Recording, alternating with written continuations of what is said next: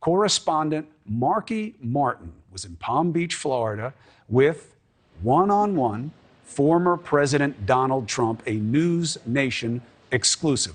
Well done, my friend. What did he have to say? Hey, thank you so much, Chris. Yeah, our team sat down with the former president first thing this morning here at Mar-a-Lago. And by the way, Chris, I might mention the room, this ballroom at Mar-a-Lago just got quiet because Donald Trump just walked in. It looks like he's greeting people, friends, family, his inner circle who have been here to support him tonight as these live midterm results start to roll in. Now, our one-on-one today, by the way, the only network who got one-on-one time with him before these election results start to come in this evening, and he touched on a host of different topics with us. Is he going to throw in that third bid for the White House? His thoughts on the midterms, his predictions, and also whether or not he thinks he is a distraction to the Republican Party. Here's the first half of our exclusive interview. You've endorsed more than 330 candidates this election cycle. Tonight, win or lose, the results for Republicans, how much of that will be because of Donald Trump? Well, I think if they win, I should get all the credit, and if they lose, I should not be blamed at all, okay? But it'll probably be just the opposite. When they win, I think they're going to do very well. I'll probably be given very little credit, even though in many cases I told people to run. And they ran, and they turned out to be very good candidates. You know, they've turned out to be very good candidates. But usually what would happen is when they do well, I won't be given any credit. And if they do badly, they will blame everything on me. So I'm prepared for anything, but we'll defend ourselves. I think we had a lot to do with it. We had a lot to do with the, I think, success of what's going to happen. And many of these candidates where I was criticized are now turning out to be great candidates. My next question is the billion-dollar one. I think people want to know whether they support you or not if you're going to run again. And I know last night, stumping for J.D. Vance in Ohio, you teased ahead to a big announcement here at Mar-a-Lago on November 15th. Right. Can you confirm with NewsNation that you're running for president? Boy, that would be a nice confirmation. There'd be a lot of people that would be very upset about that. But I think you're going to be very happy. I think people are going to be very happy at what I do. I was going to do something last night, actually, that would have made the place really happy.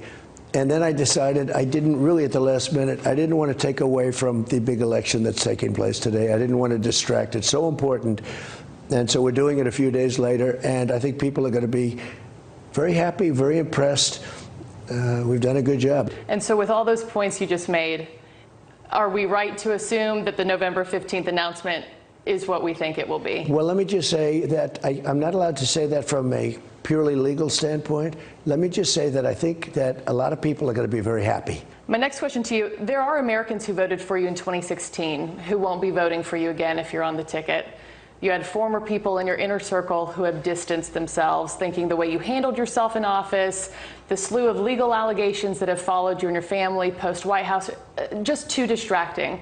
Do you at all find yourself to be a distraction to the Republican Party? No, I think just the opposite. First of all, we had tremendous people in the administration. We had some, as always, that weren't great.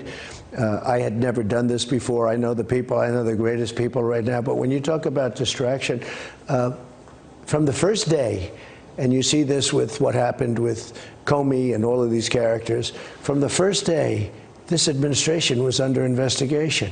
And they were fake investigations like Russia, Russia, Russia, all of this.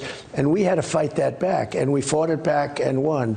When you say people maybe won't vote, my poll numbers are much higher now than they ever were, even when I was president. So we're going to have a lot of people that are going to come in. People are begging me already for jobs if I decide to run.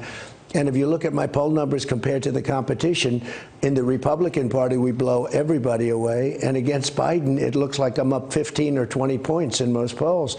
And lastly, your prediction for tonight, how Republicans do with the House and or the Senate. I think we're going to do very well with the House. I think we have a really good chance of doing very well with the Senate. I think it's going to be, I really do believe it's so bad right now.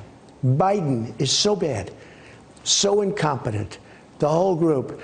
I don't believe that you can have open borders and you can have all of the things that you're seeing taking place and destroying our country, all of the things that we've already discussed.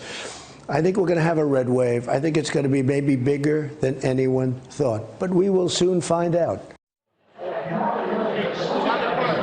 So, Chris, later on on tonight. In just a couple hours, I'll be bringing you that second half of our exclusive one-on-one interview with former President Donald Trump. His thoughts on Carrie Lake and also why he recently called Ron DeSantis Ron DeSanctimonious. Thank you for watching. Go to newsnationnow.com to find News Nation on your television provider. And don't forget to click the red subscribe button below to get more of News Nation's fact-driven, unbiased coverage.